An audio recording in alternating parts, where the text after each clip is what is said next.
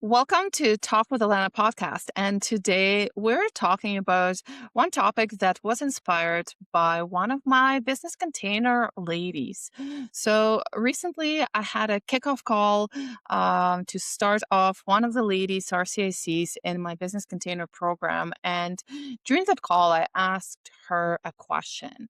I was like, why are you here? Like, why are you joining the program? Why are you here?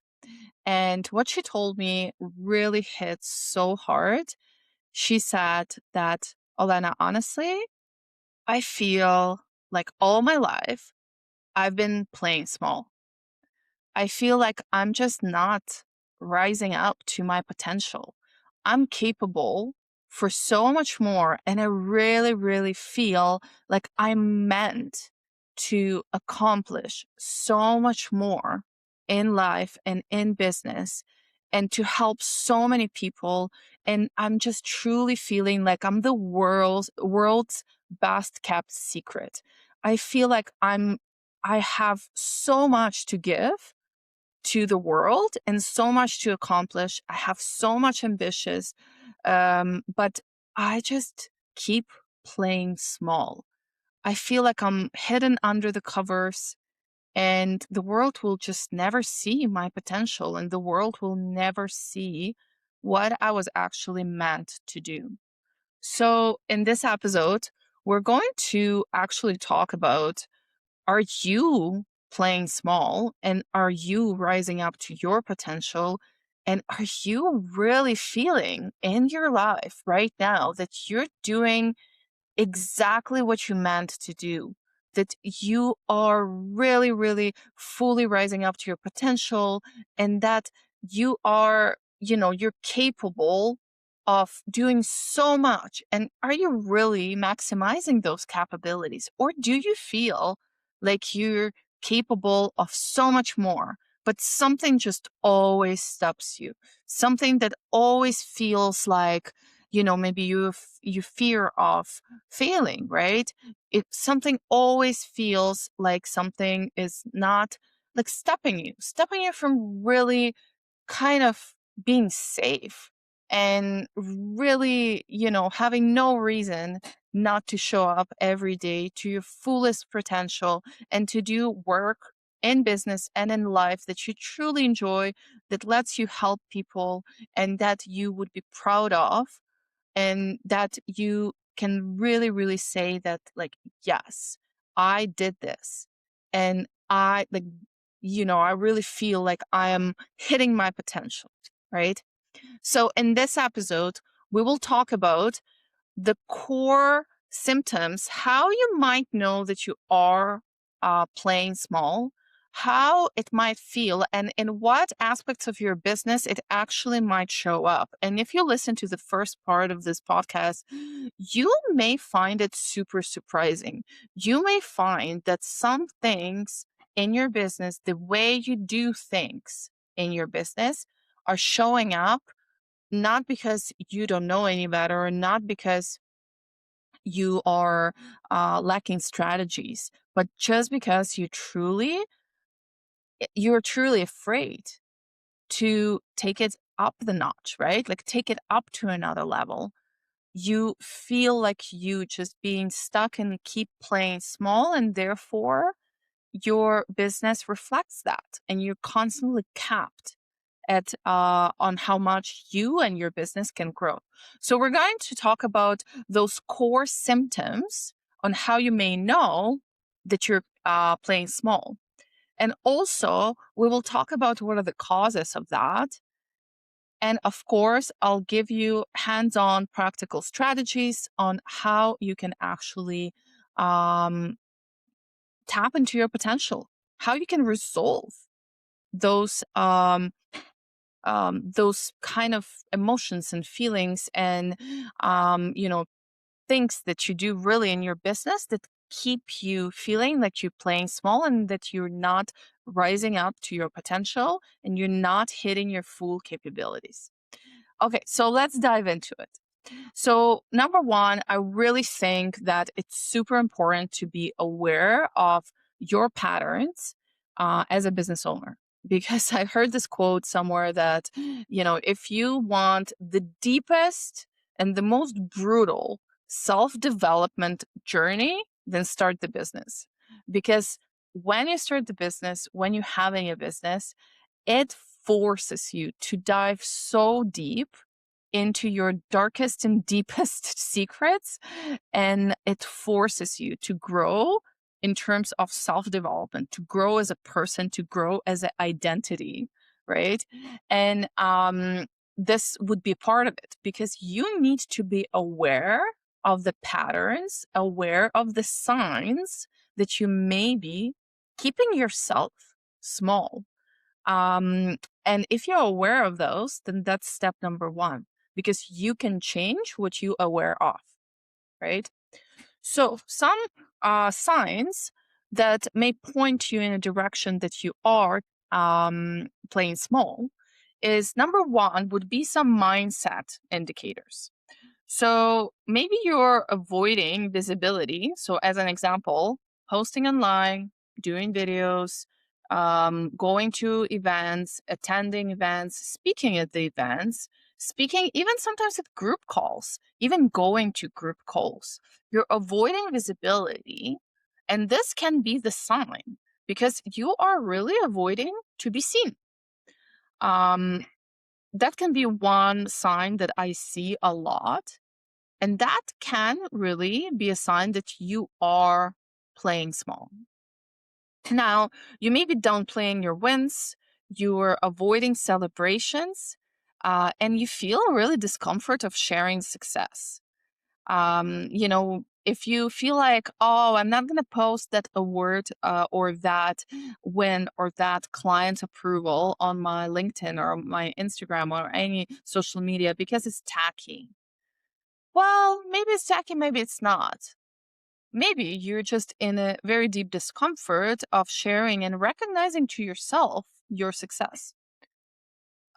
You may be questioning your legitimacy as a professional, your pricing, your value. You can be second guessing your decisions. You may be thinking that there's only one right way to run this business, and I'm going to figure it out. There is only one software to use for my case processing. I see it all the time when people tell me that, well, tell me the way. I'm like, there is no the way. There are 1 billion correct ways to run your business.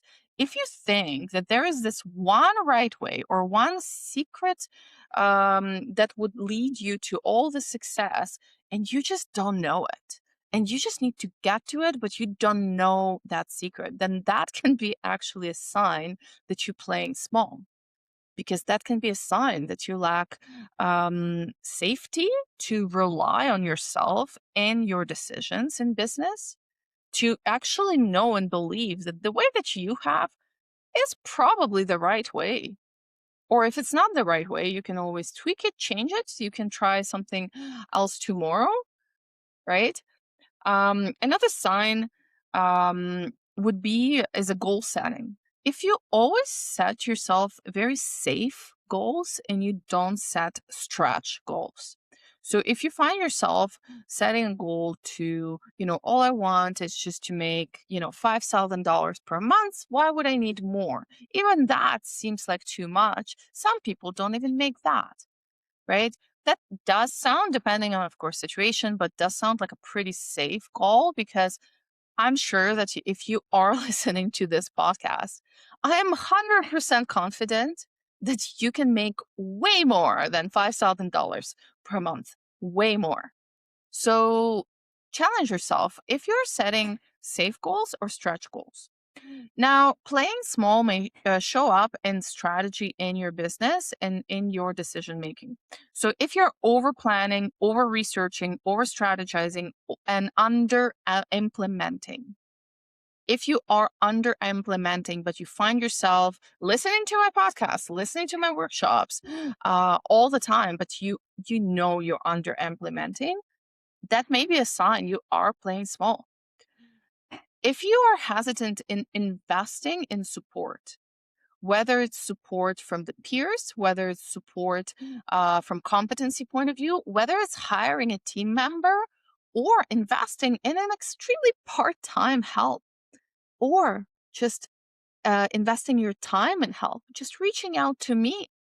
If you're hesitant in hiring, investing in self development as a business owner, self development as an immigration professional, and if you're hesitant in really investing in yourself and in support, you think this, well, but I cannot afford that. I cannot afford to hire. I'm not at that level yet. I don't know. I will do it myself better. That may be a sign that you're keeping yourself small. And of course, undercharging and pricing from fear and not from impact that you're making um, on your clients' lives. Undercharging and pricing from fear because somebody else charges for postgraduate work permit $200 doesn't mean you should, right? If you feel like you're undercharging, then maybe you maybe experiencing, that situation when you are not really rising up to your full potential. Now, it also will definitely show up in your team management. So, if you're refusing to delegate or you're really struggling with delegation, if you have resistance to hiring, if you're micromanaging and you feel like you lack trust to your employees and just nobody can do it like me, then I can definitely say that you are playing small. I'm not saying it's easy to change that, but I can guarantee that you're playing small. Um, if you have weak boundaries with clients, we all know how that feels, right? And that can be the sign that you're truly not really fully rising up to your capabilities. Now, there are some other behavior patterns like um, making excuses that, well, I don't have clients because market is not good. Or, well, I don't have money to do this right now. I don't have money to invest in support. I don't have money to do, to level up to a different level, or I don't have time.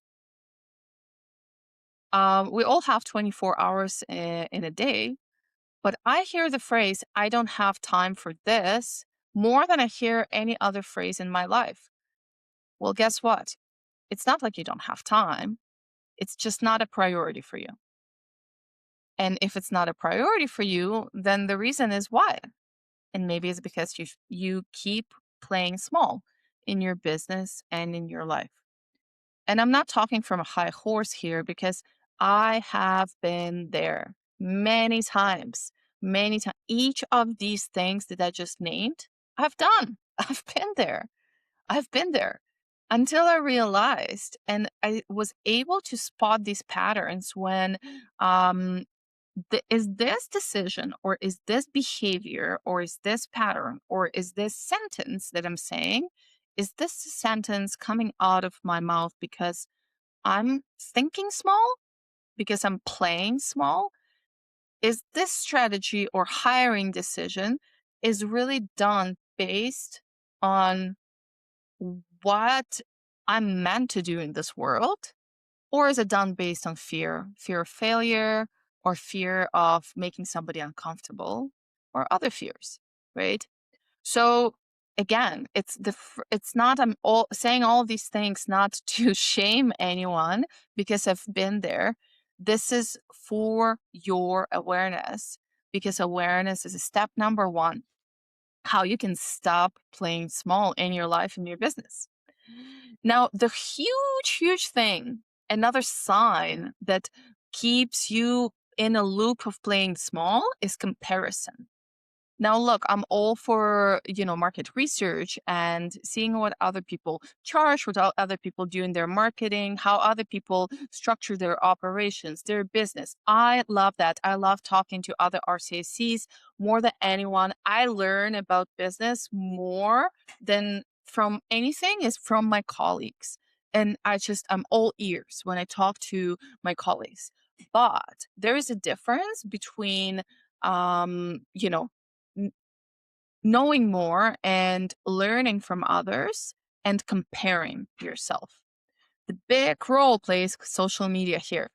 Because if you find yourself comparing your pricing and your social media, your videos, your content, how you do work, what you do, how you present yourself, if you find yourself comparing to others, then that's a sign that you may be stuck in in that small thinking, right? In that keep playing small loop.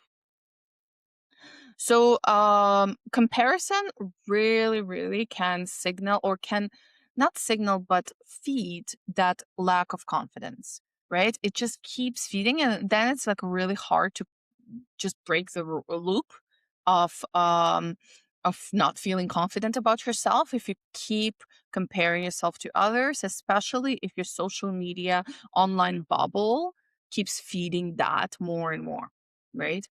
So if everything that I kind of listed here, and I prepared notes for myself, but I was trying to think about all the symptoms that I personally experienced, and that makes me feel like that is a sign. Like when I see myself doing that, and trust me, I do at least like five things out of everything that I listed to this day. When I see myself doing that, then boom, that's me right away. The red flag goes off, and I know that it's me keeping myself small, playing small, and living the life that is not going to be up to my potential. I want to do what I'm meant to do in this world. I really believe in that sort of stuff that we all brought to this world for some specific purpose, and all of those things that I listed, those symptoms. If anything hit home for you, if as I was talking, like something came up, I really want you to take this not as a shame, please, but it's truly an opportunity to dig deeper and to see what really is in that symptom. What's behind? Like why? Maybe it's about comparison. Maybe it's about delegation. Maybe it's about visibility. Maybe it's about any other thing that I said, right? But if anything particularly stood out, I want you to take this opportunity to dig deeper and to identify the cause. So let's go through the causes why these things, like we do what we do, essentially, right? Why these symptoms can actually appear. Why you are afraid to um, show up online or show up in events or show up for group calls or webinars, or why you're afraid to speak, why you're afraid to show yourself, why you maybe, right? Or maybe why you're afraid to delegate or trust others, or why you're comparing yourself, or why you maybe make excuses in your business and in your development as a business owner. So let's dig deeper. Let's take that as an opportunity and dig deeper to find the cause. Again, it's just an opportunity to be aware about yourself and to take that. And at the end of the episode, I will give you very practical suggestions on what you can do with that and how to fix it, how to stop keep playing small, right?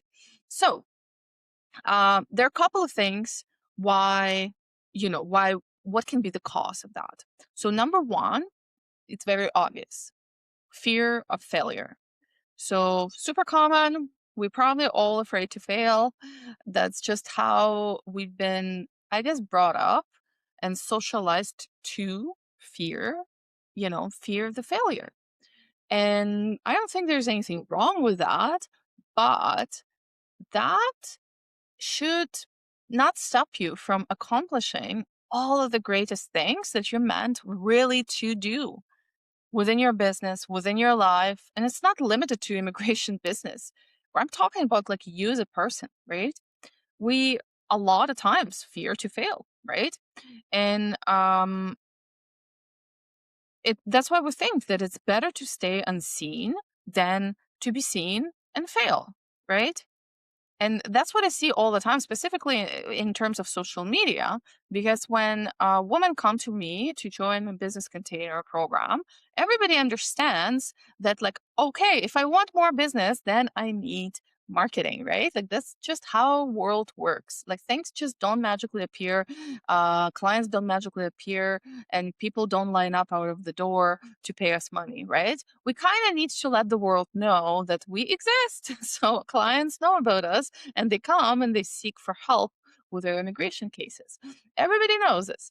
Yet, there are certain, group of women that, or, certain number of women that joins my business container specifically for the reason to be, to have better marketing, right?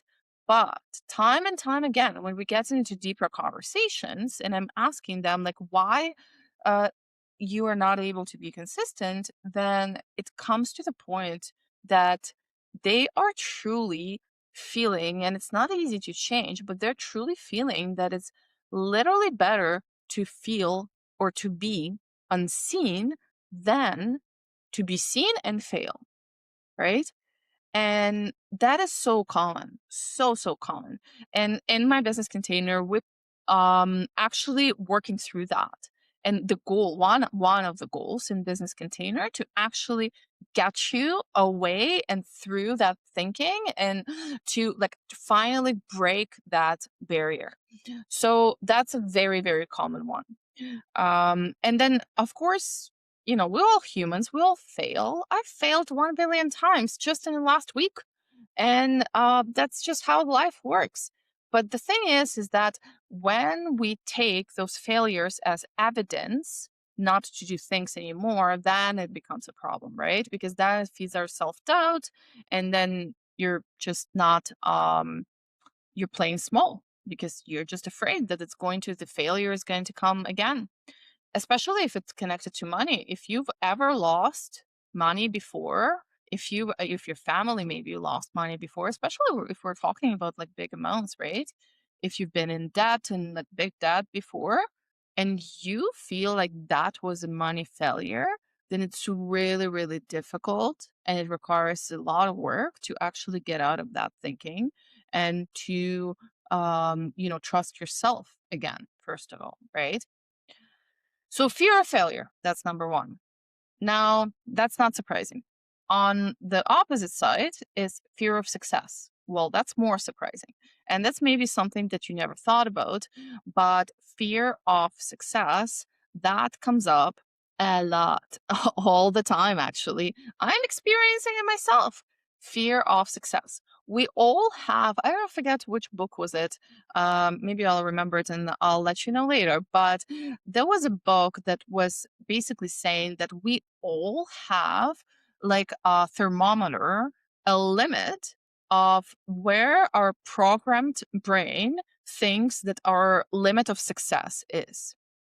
If you were brought up in a, let's say middle class family and making $100,000 per year was already like, I don't even know what I would do with this kind of money, then that may be the limit of your success. And what can very possibly happen is that you may be self sabotaging once you feel like you're reaching that goal, right? So, um, you can have anxiety of standing out, outgrowing your environment, and being envied as well, right? So, if you've never seen, for example, in your life or never been in a circle of people who make multiple figure incomes, then fear of success may be a real thing for you. Maybe if you have circle of your family and your friends, all kind of like regular income Canadians or regular income people, and then all of a sudden you go and announce to your friends that, well, my goal next year is to make 500,000. Yeah, like you are probably going to be feeling uncomfortable, right? And if that, as I'm talking right now, like triggers you, then I would encourage you to start thinking about it a little bit more. A lot of times we are feared to be envied, especially in some cultures. Like I'm Ukrainian, so in Ukrainian culture, that's a thing. That's a thing too. Like if you tell somebody that you are successful or that something good happens in your life, then that person can jinx you, right? And I know that other cultures have that as well. And like, don't tell anyone. We even in Ukrainian, we have a saying, and it sounds that um, I think it sounds like success likes quietness, something like that. Is that meaning that don't tell anyone you're successful? Now, in Canadian culture, like my husband is Canadian, we hear all the time the phrase, well, like he is a very successful hockey a player. He makes millions a year, but you know what? But he's humble. He's good. And I have questions to that because, like, so what? Like, but you're humble. The most important thing is to stay humble, right? That's in Canadian culture. So I have problems with that as well. Because, so what? If I'm not humble, and what does it even mean, being humble? Then you would have a problem with me making too much money and standing out. So that can be another fear of literally standing out, because you're really not fearing standing out. You're fearing losing friendships. You're fearing losing family. You're fearing losing those connections. You fear that your life is going to change, and you fear truly outgrowing your circle of people. And maybe you already know which friend or sibling or parent would be very uncomfortable if you make 500,000, $1 million per year, right? And maybe psychologically and deep down, you keep playing small because it's easier to downplay, to keep that person comfortable, to keep that safe, right? Now, another cause why maybe we keep playing small is imposter syndrome, and I would say it's the kind of internal story that you're telling yourself. You're telling yourself like you're not qualified, and a lot of times it really clashes with the external evidence. So you tell yourself, I'm not good with marketing. I've heard this phrase so many times. But then I would look at this RCAC's business, like, okay, but you've done this, and that. How you're not good with marketing if, like, clearly up until this point you've been running a successful business. You just want to scale it up, which is great. You're not bad at marketing, right? Or I'm not qualified to do this. Like the internal story that, oh, this is a good example. So my recent awareness about myself is that all of my life, when I was a child, and like I guess up until I was a teenager and moved to Canada, all of my life I've heard one thing from all the school teachers, from my parents, my grandparents, my friends, everybody I knew told me one thing: Alana is not good at sports. Sports is not your thing. Just not your thing. Guess what? If somebody tells you that enough times, if somebody tells you that 1 million times over 20 years of your life, then you probably start believing it, and it starts shaping your identity. So I actually grew up all my life thinking that I'm not good at sports. Sports is not my thing. My body is just not structured, to be athletic. I'm not athletic at all because people told me that. And then guess what? I became an adult, joined the gym, and realized that I actually have above average athletic capabilities. Like I go to a very much high performing gym and I'm doing great. And I can like really outrun and outgrow most of people in the class. And that really brings me a big question: why, for 20 years, people have been giving me this identity that I'm not good at something? So, that is an example of internal story. Internal story can be either something that you tell yourself, or other people tell you, or society tells you. So, if you have any internal stories, then that's an opportunity for you to discover them for sure. We all have internal stories. But the question is, are those internal stories keeping you playing small in your business? Are those internal stories are exactly the reasons why you cannot go to the next level? All right. Another reason or cause of all of this, it can be It can be your actually nervous system dysregulation.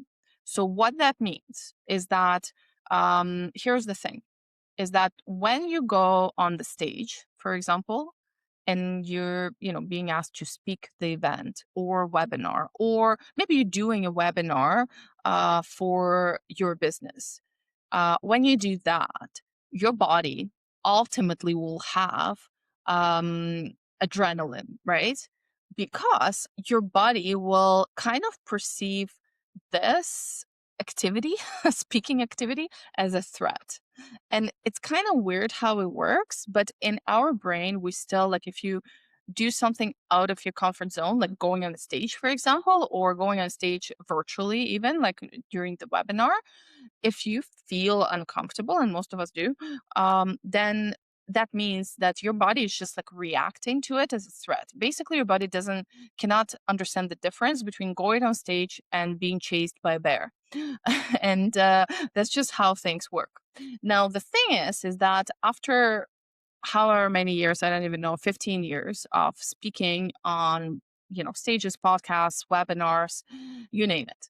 I still cringe. I still don't like my podcasts. I never re-listen my stuff. I never really watch my videos. I still don't sleep 3 nights before every single event. You should have seen me at NCAC speaking at Lake Louise. Literally didn't sleep for 3 nights.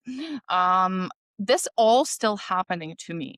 The difference, though, is that if you're able to regulate your nervous system, right? That's a difference.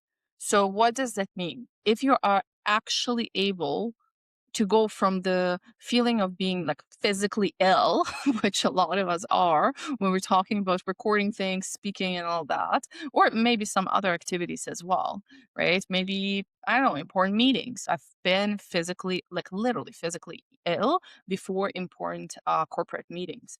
And your ability to regulate yourself, that can be the cause of you playing small. So if you keep avoiding something because you know that literally I'm going to feel sick, then you're going to keep avoiding. But if you find the practical ways to self regulate yourself, then I can promise you that that would be definitely very much helpful. Now that we talked about like symptoms, how maybe you can spot if you're playing small. And we talked about the causes, like what are the causes of that? So maybe you fear of failure, maybe you fear of success, maybe it's an imposter syndrome, maybe it's an internal story that you're saying, you're telling yourself, maybe it's because you actually don't know how to regulate your nervous system. Um, so we talked about the causes. Now we're going to talk about practical ways on how to stop playing small, right? So, um, practical ways how to stop playing small is number one is recognize the pattern. So, as I was talking for the last 30 minutes, I hope you spotted some patterns. I would encourage you to actually write down a couple of things that stood out to you from the last 30 minutes and just think about those and like just let it sit with you. You need to recognize your patterns um because this is your behavior, right? And there's always opportunity to change it. So when you start, as I said, like in my example, that once I recognized those patterns, I actually started catching them. And it can be like at the most random time of the day. Like I would have a busy work day and I would just like catch it, like, oh my gosh, like this is like I just did that. I just did that. And I would change the direction that I'm going because I'm like, I caught the pattern of me essentially playing small. And I would instantly deviate myself and change the direction. So that's one thing is that recognizing the patterns. And that's why this podcast is recorded. Now, another um, kind of method on how you can stop playing small is identify your actual root fear because most likely everything is stemming from fear, right? So what are you actually afraid is going to happen if you show up fully? Like, what do you think? Like, what is the fear inside of you? What's going to happen if you show up fully? I want you to answer that question. And I want you to think about that fear and actually play the situation and that scenario in your head of like, okay, so let's say I do this, this, and that. So let's say, I don't know, like I go and I get viral on TikTok and I hit 1 million views on TikTok. So what do you fear is going to happen? You're going to receive bad comments. Okay, you're going to receive bad comments. Then what's going to happen? Well, I'm going to be upset because people don't like the video. Okay, then what's going to happen? And I want you to keep asking that question yourself until you really think about the reason and until you really understand what's the root fear of everything. Okay, so another practical way on how you can stop playing small is actually when you're setting any sort of goals for yourself, I want you to always set two goals. I want you to set safe goal and a stretch goal. So floor and a ceiling. Safe goal, you're going to set for, it should be still ambitious goal, okay? But you're going to set the goal as a kind of like minimum goal that you're going to reach. But I also want you to set stretch goal because I want you not to be caught up in the thinking of, well, let's be realistic. Look, it's great to be realistic, but it's also absolutely amazing to uh, dive into abundance of the world. And I can guarantee that you can accomplish absolutely anything that you want. You want to go to the moon? You can go to the moon. You want to make $10 million? You can make $10 million. I can promise you that you can accomplish anything that you want. The problem is that we are afraid to dream and we are afraid to set those stretch goals because you're afraid of not reaching them, maybe. So think about setting floor and ceiling in terms of goals, safe goals, stretch goals. Now, another practical kind of uh, way to, to slowly but surely start making better, bigger strategic decisions and finally stop playing small is to actually train your brain that it is safe to take micro actions and um, slowly like leap into bigger decisions and more risky decisions, right? Because the reality is that the confidence that you can do all of those things, it really comes from action. It doesn't come from listening to this podcast. It comes from you actually exiting out this podcast and making an action and doing an action, right? Whatever that action looks like for you, whatever, like when I'm saying stop playing small, what do you think of? What do you think you should do to stop playing small? So, yeah, go do that. Or at least make a first step towards that. Because micro steps, micro actions are going to train your brain that it's worthwhile. It works. You can do it. You just need to break that loop. You need to break that loop and the vicious cycle of playing small. All right. Another thing I want to give you is just some reflection prompts. I really want you to think about some things. And first thing that I want to, like, I'm going to ask you 5 questions. All right. And I want you to, like, if you need to stop this podcast to answer those questions, absolutely do that. So, number one question is ask yourself, am I holding back my voice, my ideas, my presence to make others comfortable? Are you holding yourself back to make others comfortable? Number two, what am I avoiding because it feels too big, too bold, too visible, even though I want it? Number three, am I saying I'm not ready when I'm actually ready, but I'm just scared of judgment? Am I saying I'm not ready when I'm actually ready, but I'm scared of judgment? That's a really powerful one. I see it all the time.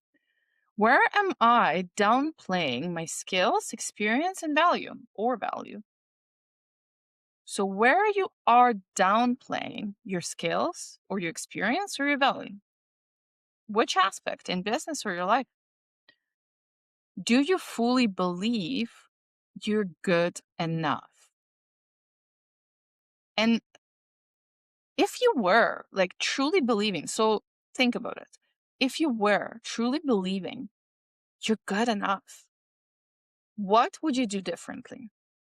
If you truly believe that you're good enough, is going to just work out, what would you do?